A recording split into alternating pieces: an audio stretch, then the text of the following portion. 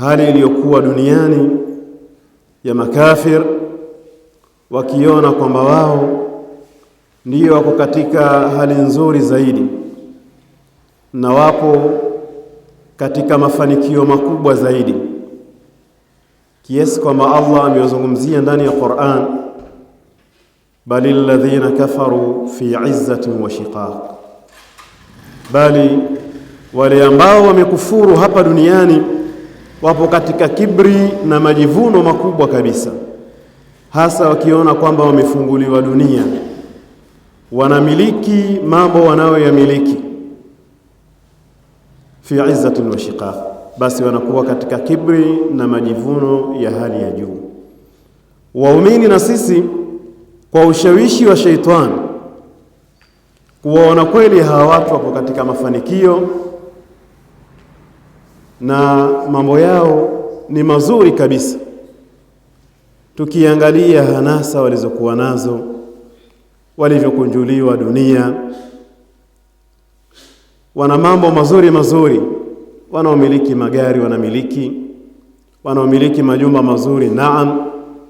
Sasa kwa akili ya mtu dhaifu hapa duniani ataona kwamba hawa watu wameneemeshwa zaidi. Lakini kwanza Waislamu tumekatazwa na tukaambiwa, la tamuddanna ainaik ila ma matta'na bihi, usikodoe macho yako kuangalia vile ambavyo tumewastarehesha. Zahrat alhayati dunia, hayo ni maua na mapambo ya uhai wa dunia hii. Falsafa ya neno ua tunaifahamu vizuri.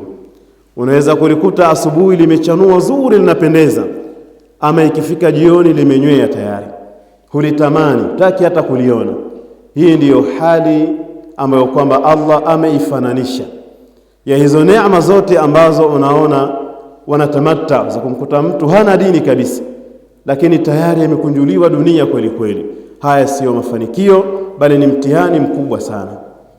Mtume sallallahu alayhi wasallam anasema, hii dunia lao ingelikuwa ina thamani hata ya ubawa wa mbu, masaka alkafira sharbata ma, kafiri asingelipewa hata funda moja la maji. Ingekuwa dunia mbele ya Allah tabaraka wa taala ina thamani hiyo.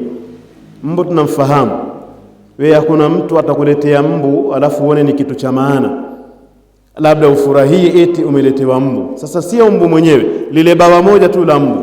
Dunia yote hii tuliyokuwa nayo mbele ya Allah haina hata thamani hiyo. Na lao ingelikuwa dunia ina thamani hiyo, makafiri wangeteseka sana katika hii dunia, wangenyanyasika na kudhalilika kweli kweli. Sasa ndugu zangu katika imani, kitu kikubwa na chenye thamani zaidi ni imani yako Allah tabaraka wa taala aliyokuzawadia. Hawa ambao wameshika njia ya kufuru, siku ya kiyama watasema nini? Allah anasema, wa yaqulu al-kafir ya laitani kuntu turaba. Kafiri atasema siku ya kiyama, laiti mimi ningelikuwa mchanga na mimi. Kwa falsafa mbili ambayo kubwa ni hii, siku ya kiyama kutakuwa na kulipizwa visasi kwa hawa wanyama, na visasi hivi vitalipizwa mpaka mbuzi aliyekuwa hana pembe kwa siku ya kiyama atampiga na kumlipizia kisasi mbuzi aliyekuwa na mapembe akimpiga duniani. Baada ya hukumu hiyo kutolewa, kisha linakuja tamko la kuambiwa wanyama wote wageuke kuwa michanga. Kwa hiyo kafiri na yeye akiona hali ile ya wale kuhukumiwa kuwa michanga, na akiangalia mahala anapokwenda yeye katika moto wa jahannam, ukali wa moto ule na adhabu ambayo Allah ameiandaa kwa mtu ambaye sio muumini, wa yaqulu al-kafiru ya laitani kuntu turaba. Ina maana fadhali hapa duniani angekuwa mnyama, na yeye angekuwa paka, angekuwa panya, pamoja na kwamba leo hii anajivuna sana katika dunia na ana kibri kikubwa kweli kweli, bali wakiwaona waumini wanawacheka. Hii Allah kaelezea ndani ya Qur'an kwamba hapa duniani wakiwaona waumini wanawacheka, kuona ni watu ambao hawana mipango, ni watu ambao hawana mikakati, hawana maendeleo, wako nyuma kweli kweli, mafukara. Na hii ndiyo hali ya waumini wa kweli, mara nyingi aghlabu inakuwa namna hiyo. Kwa mtu anaweza kukaa na kumkejeli na kumsema mu'min maneno ambayo sio mazuri, lakini huyu ndiye atakayeamka kuwa bingwa na ndiye atakayefuzu na ndiye mshindi mbele ya Allah tabaraka wa taala. Nasema haya ndugu zangu katika imani, hebu tuoneni imani zetu tulizokuwa nazo ni jambo lenye thamani kubwa mbele ya Allah tabaraka wa taala. Tufanyeni ustawi wa imani zetu. Tukiangalia suratul Asr, ni sura moja fupi sana, lakini al-Imam Shafi'i rahimahullahu ta'ala anasema katika maneno yake ya dhahabu, lau ma anzala Allahu hujjatan ala khalqihi illa hadhihi sura lakafatuhum, lau Allah asingeteremsha hoja yoyote nyingine isipokuwa sura hii peke yake, basi waumini ingewatosha kuingia peponi.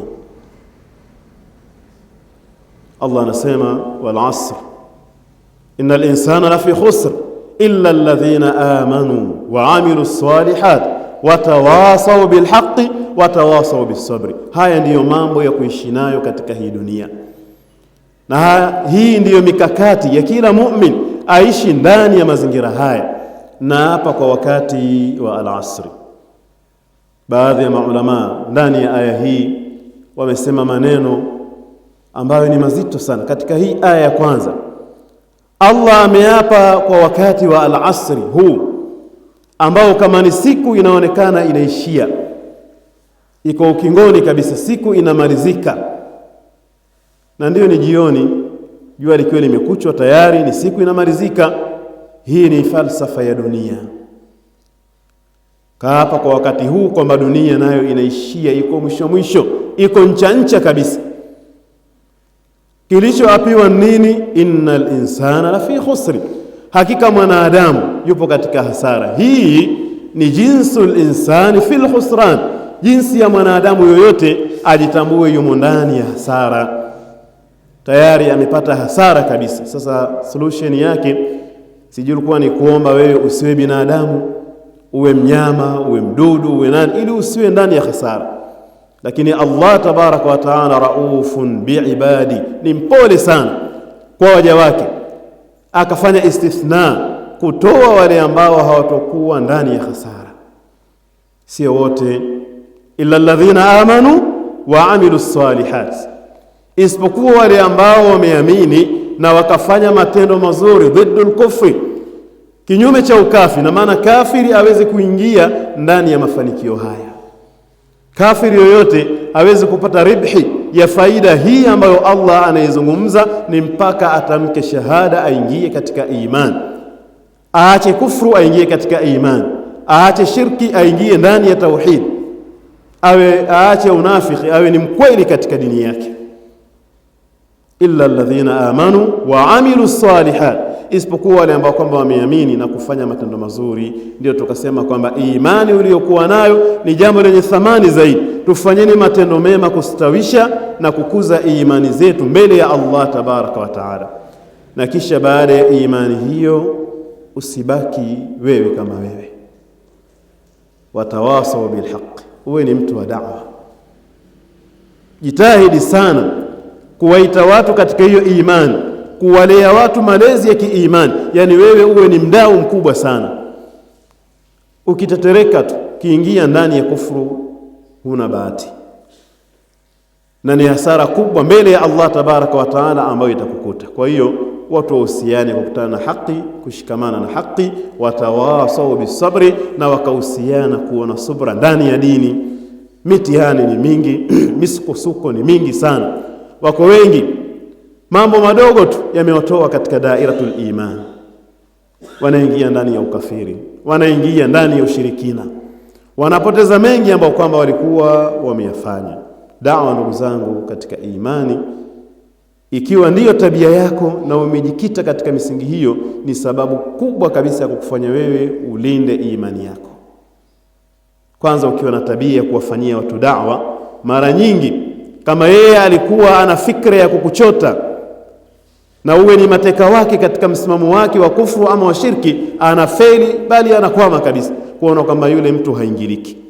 La, umebaki kuwa ni mtu mkimya tu, huna nasaha, ufanye da'wa, basi huwa wanapata sana matumaini ya kukuteka wewe. Kwa ndugu zangu katika imani, tujitahidini kuzilea na kuzilinda imani zetu. Hasara ni kubwa sana kwa makafiri ambao wataacha imani hiyo, kiasi kwamba kama Allah anavyoelezea hawa siku ya kiyama watatamani na wao wangekuwa ni michanga. Aqulu qawli hadha subhanakallahumma bihamdika ashhadu an la ilaha illa anta astaghfiruka wa atubu